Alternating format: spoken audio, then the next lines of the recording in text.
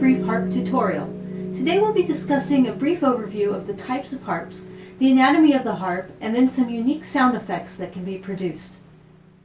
The harp is perhaps one of the oldest instruments to exist. Some argue that the first harp was the hunter's bow, which when plucked was found to produce a pleasing sound. Most countries have some form of harp. Large harps played by men were depicted on the walls of ancient Egypt.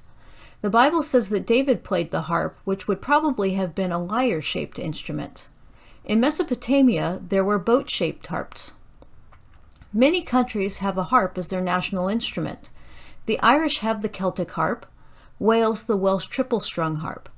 In Latin America, there are several styles of harps. Perhaps most famous is the Paraguayan harp, which is the national instrument of Paraguay.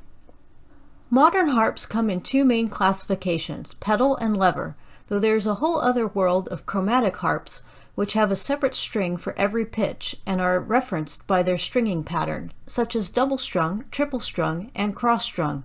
Imagine tuning! A pedal harp has 40 to 47 strings and 7 pedals, one for each pitch class, C, D, E, F, G, A, and B. And there are 3 positions for each pedal, flat, natural, and sharp. This means there's 2,187 pedal combinations. Not all of them sound good. One of my favorites is the pentatonic scale, which sounds like wind chimes or angels. The pedals are connected through the hollow column by pedal rods to the action that is housed beneath the neck of the instrument. When a pedal is moved, you can see the metal plates move and it changes all the octaves of that pitch class. On the other side, the discs bend the string, first the upper one when going from flat to natural, then the lower one from natural to sharp. This allows the harpist to play in any key. The strings are made from 3 different types of material: wire for the low strings, gut for the middle, and nylon at the top. Nylon strings have a very bright sound, so some harpists string nylon all the way down to middle C for their orchestral work. To compare, the wire strings are rather rumbly without as much defined pitch, especially at the bottom, and the middle strings have a warm, rich tone. C strings are red and F strings are black or blue. All other strings are clear, or silver for wire strings. One must consider the background behind the harp. A red carpet will make the red strings seem to disappear, while a dark orchestral pit renders the black strings invisible. The soundboard, of course, is where the real resonance of the instrument comes from, and it looks pretty cool inside. In general, nearly all harps are made of wood, often maple, walnut, bubinga, or other hardwoods found locally. Now, many people think that a harp is just a piano turned on its side, because the shape is the same and the music looks quite similar. Indeed, the inside of a piano is called a harp, and harpists do play off piano music frequently, since there is so much more repertoire. But there are some distinct considerations in writing harp music. I mentioned before that it's easy for a harpist to play in any key.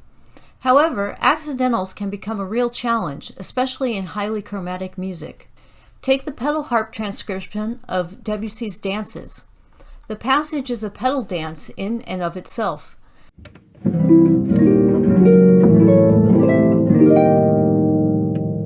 The entire work has 245 pedal changes, which averages out to 1 every 3 seconds. Harpists also only use 4 fingers on each hand, omitting the pinky for its shortness and weakness, so 5-finger patterns, which are so common on piano, become difficult on the harp. 2, because of the vibration of the strings, rapidly repeated notes on the harp become buzzy and gross.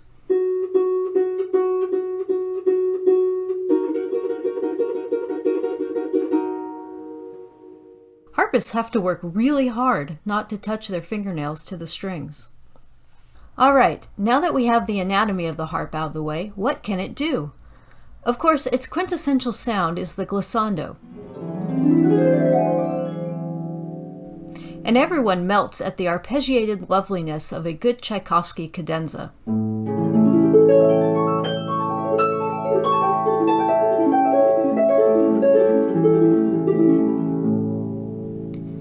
But my favorite elements of the harp to demonstrate is the lesser-known sound effects it can produce.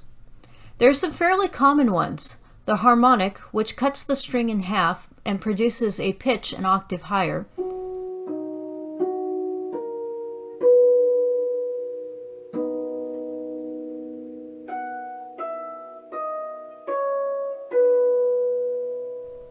Enharmonic trilling,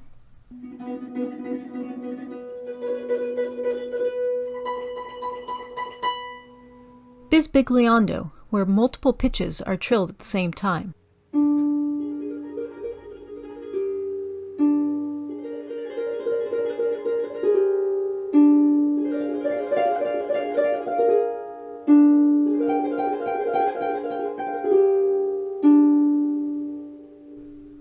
The pitch bend,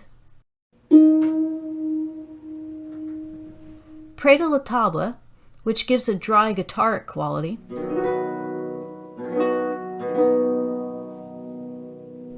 and a variety of glissandos, regular, two-fingered, xyloflux, falling hail, falling hail rapid, aeolian chords, thunder effect,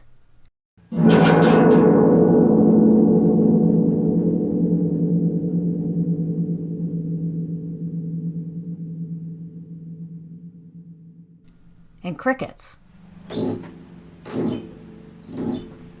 But there are also some lesser-known effects, such as the whistle, produced by the thumbnail of the left hand sliding up a wire string. Paper harp, where a strip of paper is threaded through the strings, which creates a buzzy sound.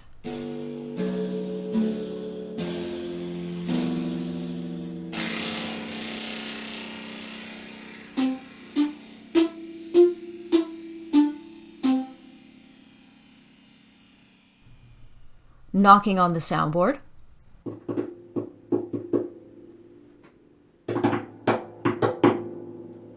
xylophonic sounds, produced by one hand placed low on the strings, while the other plucks the same strings in the normal position. Plectric sounds,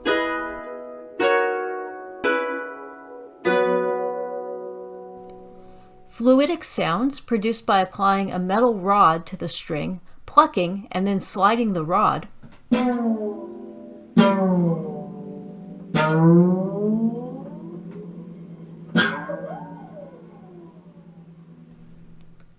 The pedal slide, where the string is plucked and then the pedal moved.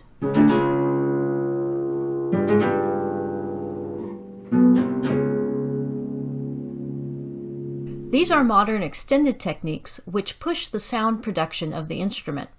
They can be found in works like George Crumb's Ancient Voices of Children and many of Carlos Salcedo's works.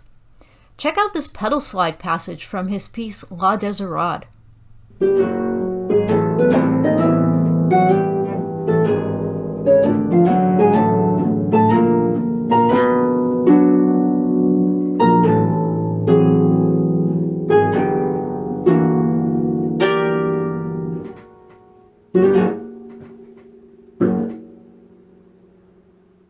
Lastly, here's a movement from one of my compositions, a festive suite. This movement is called Paper Harp. See if you can find all 9 sound effects that are used.